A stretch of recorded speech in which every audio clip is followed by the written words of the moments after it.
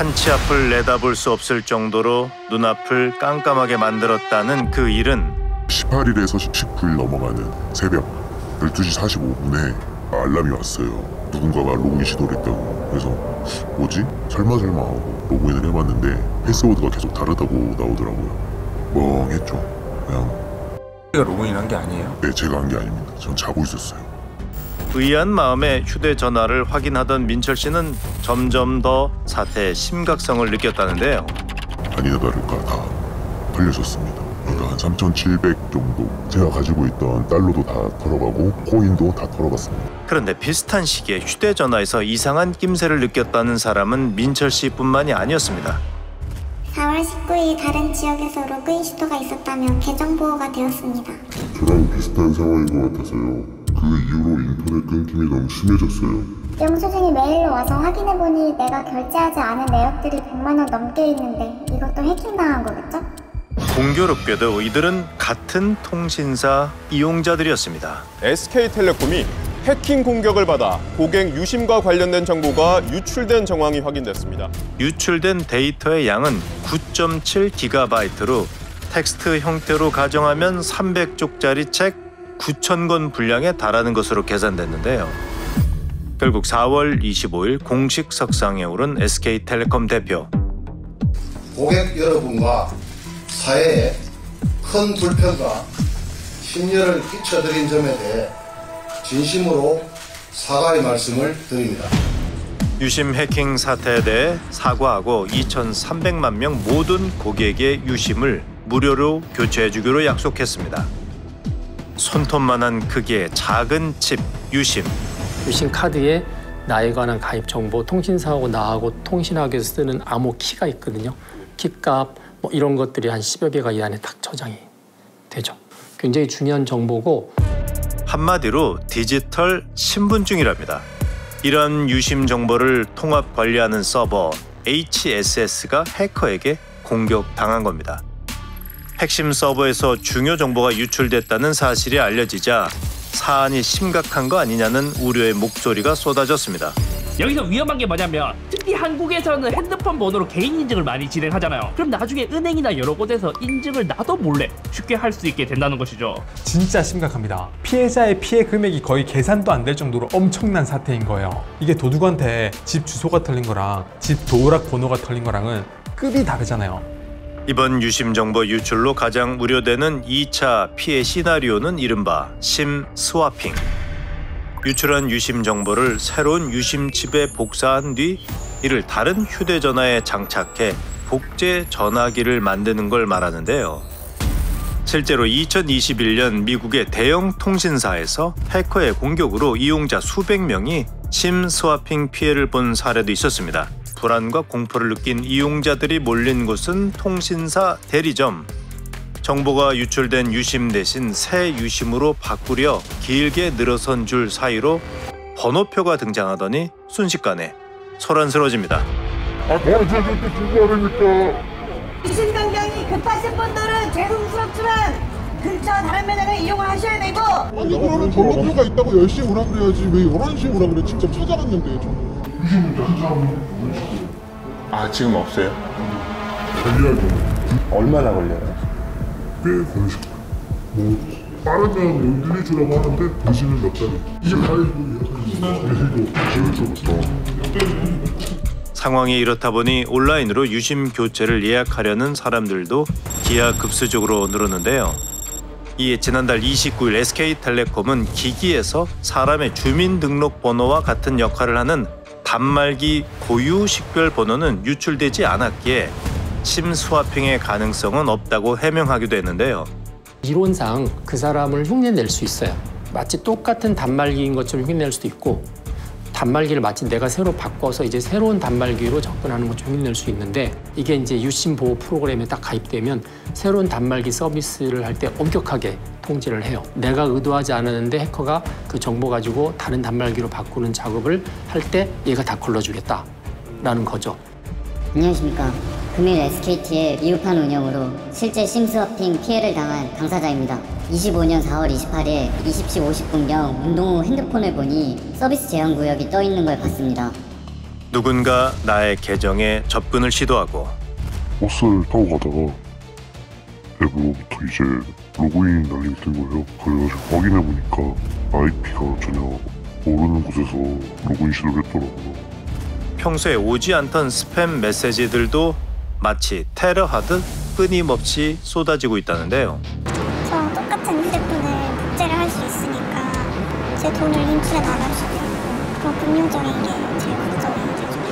아무래도 휴대폰을 매일 들고 사용하다 보니까 운동하시는 분들은 뭐 바디 체크한다거나 뭐 사진도 찍고 또 요새 세상이 좀 흉흉하잖아요. 어떤?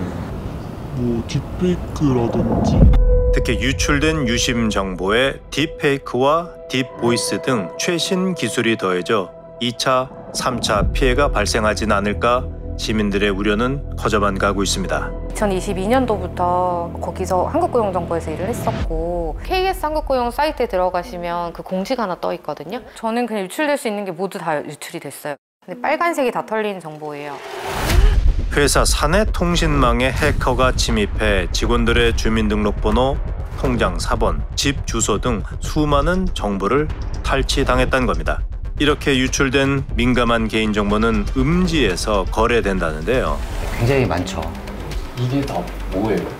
요거는 이번에 문제가 된 그 사이트인 거고, 근데 보시면 이 뒤에 어드민이라고 되어 있는 어드민 계정이 지금 이제 탈취를 당한 상황인 거죠. 관리자 계정. 놀랍게도 36,000명의 신상 명세서가 담긴 폴더가 존재합니다. 개인정보가 상세히 담겨있는 해당 폴더는 가상화폐를 지불하면 구매가 가능하다는데요.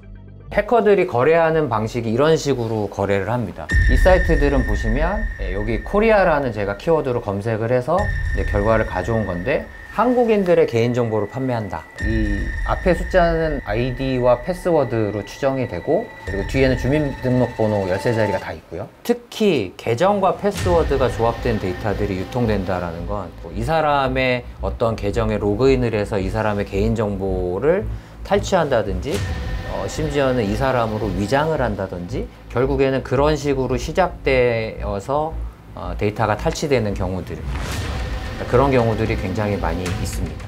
지금 이 순간에도 익명성이 보장되는 다크 웹사이트에서 가상화폐로 개인정보를 사고 파는 일은 활발하게 이루어지고 있었습니다. 제3자가 저에 대해서 저의 행세를 할 수 있고 제가 될 수 있으니까 그 부분이 제일 무섭습니다. 개인정보는 계속 누적이 돼서 다른 거랑 결합되고 하면서 얘가 점점 범죄를 일으킬 수 있는 데까지 쌓이거든요. 지금 당장 어떤 개인정보가 뚫렸다고 해서 바로 범죄가 나타나는 게 아니에요. 얘는 이제 어느 정도로 나에 관한 부분이 더 완성된지에 따라서 범죄가 조금 더 늦게 나타날 수 있는 거죠. 그래서 이제 이거는 잠재적 시한폭탄이죠. 우리는 해킹 사태에 대한 SK텔레콤 측의 입장을 물었습니다. 며칠 뒤 도착한 서면 답변. 하지만 여전히 불안은 남아 있습니다. 대체 언제쯤 이 사태가 진정될 수 있을까? 지난 며칠간 통신사 대리점에서도 난생 처음 겪는 상황에 진땀을 뺐다는데요. 너무 한순간에 몰려버리니까 어제 아침, 점심, 저녁을 다 못 먹었고, 저희한테 와서 하는 분들도 계세요. 그냥 나 지금 해외 나가야 되는데 너네 때문에 이게 뭐냐, 저희한테 이제 반말하시는 거죠. 무엇보다 시민들은 SK텔레콤에 대한 신뢰가 무너진 점을 가장 큰 문제로 지적했습니다. 저희 가족이 다 SK 있어가지고 서울 연계국에 제 고객이라 당장의 신뢰성 회복은 어려울 것 같고, 그걸 해도 일단은 직접적으로 와닿을 것 같지 않아요. 이게 위험한 상황이다라고 이제 결론이 안 났기 때문에 지금 더 혼란스러운 거긴 합니다. 이제 SKT 입장에서는 자꾸 이제 조사 중이다, 좀 확인해 보겠다, 자꾸 요 말만 되풀이하니까 나오고 있는 증거들로는 위험할 수 있는 상황들이다 라고 이제 추론이 되니까 사람들이 이제 더 불안해지는 거거든요. 또한 해킹 정황을 4월 19일이 아니라 18일에 이미 인지했었다는 사실까지 밝혀지면서 신뢰가 깨졌던 상황. 더군다나 디지털 취약계층인 고령층에 대한 보호 대책이 미비하다는 지적도 나오고 있습니다. 그것들 참 날박샀다니까. 근데 시간 이거 이야기를 해야 된다네. 통장 뭐 이런 게 다여가더라고. 근데 그게 뭐 됐을까봐 걱정이 되니까 잠이 안 와. 딸이 많아요. 엄마 그거 가서 바꾸세요. 그럼 뭐 바꾸라고? 뭐 칩을 바꾸라고 그러니까 뭐가 그러는데? 아 칩을 가져야 돼요? 이게 왜 이런 사단이 나갖고 난리? 나는 아예 몰라. 몰라요? 몰라요. 뭐 문자 와도 나는 설명 좀 해줘봐요 설명. 몰라 나 뭔지 뭐 해놓은 건데. 돈 흙은 거 같대. 보이스팅이 다 빼가오는 게 돈. 아니 그게 소리야. 그렇다면 불안을 잠재울 수 있는 방법은 뭘까?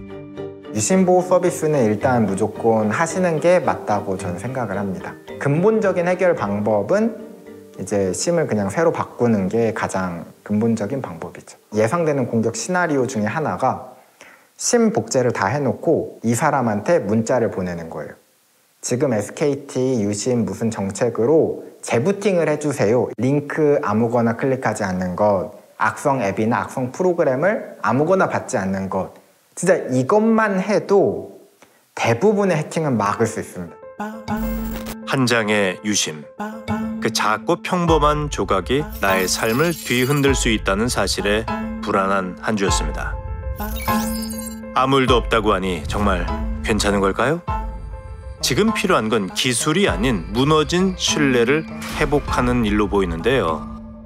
매일같이 손에 쥐고 있는 우리의 휴대전화가 더 이상 불안과 걱정 그리고 각종 괴소문의 온상이 되지 않기를 진심으로 바랍니다.